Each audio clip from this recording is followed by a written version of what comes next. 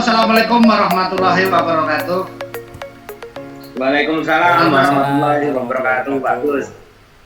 Ya, selamat malam pemirsa sekalian yang berbahagia. Kali ini kita akan menjawab lagi pertanyaan-pertanyaan. Untuk Pak Jenderal Muhayyad ini sudah saya kumpulkan ini Mas Dika pertanyaannya. Ya, Ada 15 pertanyaan. Sebagian besar ya sabar satu persatu loh Mas. Ada sekitar 12 mengenai pupuk. Yang lain mengenai budidaya kelapa sawit. Makanya kan banyak tentang pupuk ini Mas. Tapi yang kita bahas yang biar materinya seimbang Mas. Ini yang non pupuk dulu. Jadi pertanyaannya gini, Pak Jenderal Muhayyad. Pak, saya barusan beli kecambah dari PPKS. Wah ini, tapi ini yang saya tanya, saya kan dapat buku ini brosurnya. Jadi perlu pakai naungan atau tidak, karena ada kawan yang menyarankan tidak pakai naungan. Nah, gimana itu? Ya, bagus. Kita setelah kita membahas minggu lalu tentang pupuk, kita balik lagi ke budidaya kelapa sawit ya Pak Gus ya.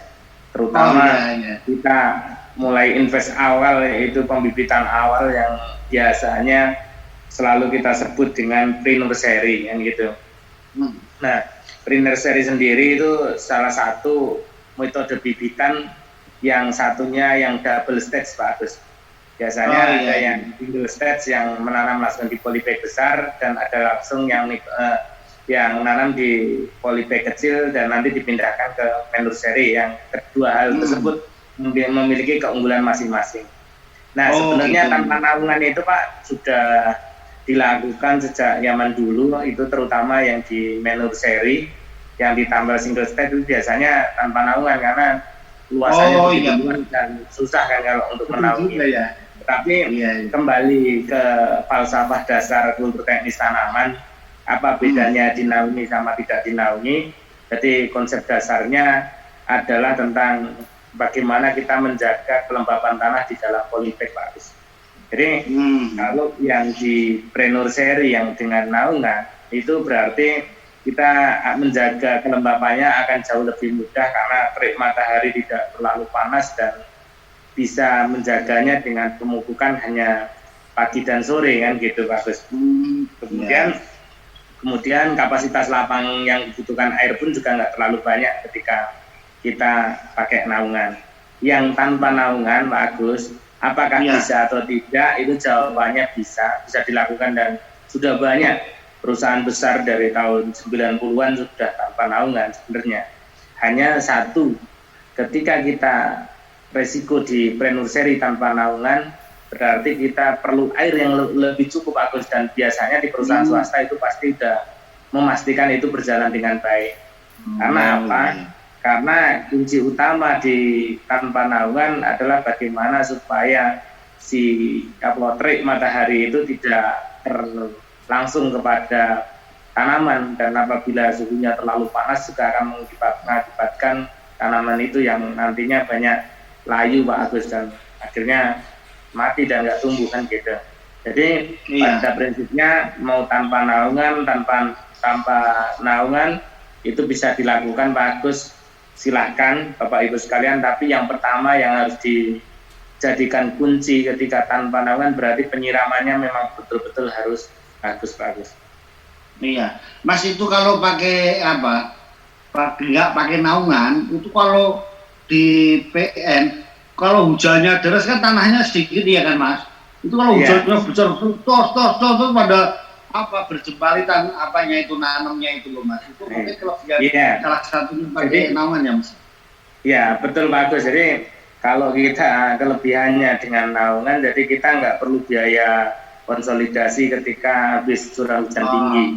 Tapi kalau dengan pre-nursery tanpa naungan berarti apabila hari ini hujan dengan curah hujan tinggi, besok paginya pasti pastikan, karena pasti akan ditemui seperti namanya plumula maupun radiculaanya, terutama radiculaanya akan terbuka karena ya tadi kena percikan air sehingga tanahnya terlepas, akhirnya nampak seperti kelihatan, hingga itu harus dikonsolidasi tambah tanah bagus kan gitu.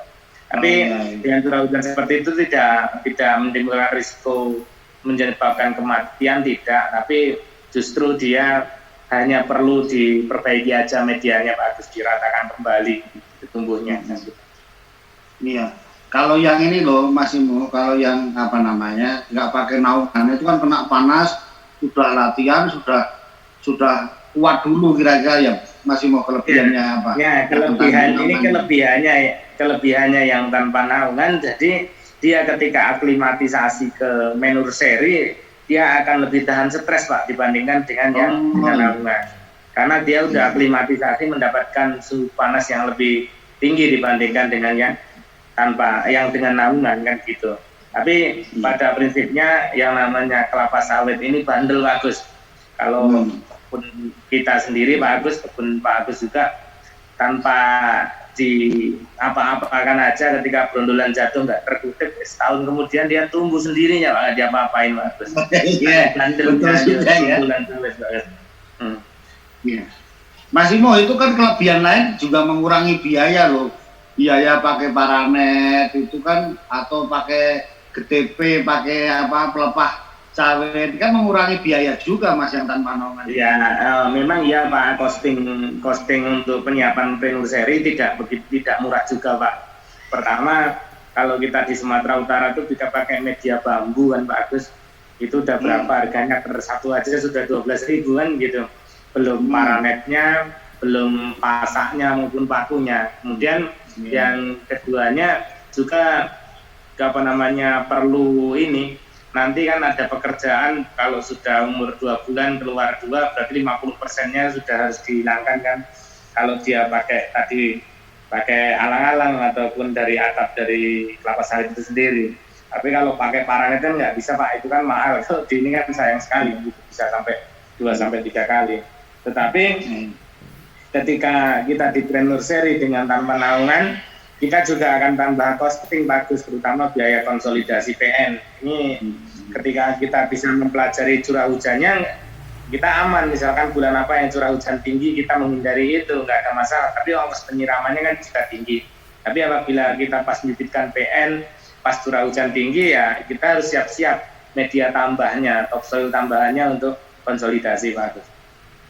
Iya, tapi kan gini Mas, saya kan tanya ini salah satunya, kalau saya itu kan nggak pernah ini loh Mas, nggak pernah merasakan membibitkan PN itu. Kalau saya ya untuk nanam itu saya beli langsung yang sudah gede Mas, yang sudah jadi, saya tinggal beli di PPKS, kan gitu. Jadi udah nggak pengalaman gitu, makanya kita tanya-tanya ini. Ya.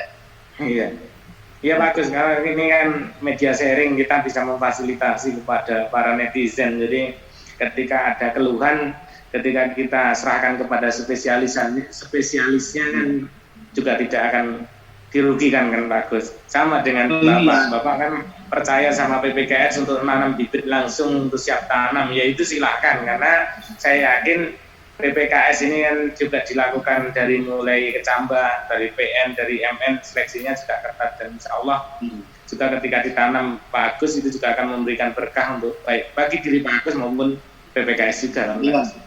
Karena gini Mas, kan sudah diseleksikan, sudah ditanam. Jadi kalau beli itu ya sesuai dengan jumlahnya itu, tidak ada seleksi lagi, tinggal tanam dan menang di waktu juga Mas. Gitu. Ya, betul Pak Agus. Ya kalau ketika Pak seperti ini, petani pekebun seperti Pak Agus, dia akan lebih efisien seperti itu. Tapi ketika petani seperti saya Pak, maka dia juga akan lebih enak Pak kalau bibitkan dari PN, karena ketika costing beli bibit harganya 6.750 ataupun 7.500, ketika kita MN kan sendiri Pak, itu nggak nyampe 20.000 dah.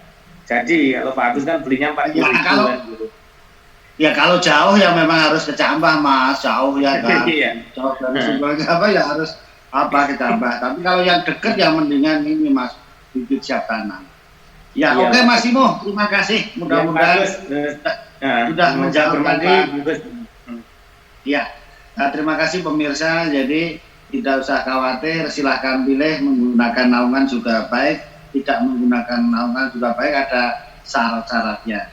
Mudah-mudahan bermanfaat untuk kita semua petani sawit di Nusantara. Terima kasih. Assalamualaikum warahmatullahi wabarakatuh. Waalaikumsalam. Waalaikumsalam warahmatullahi wabarakatuh.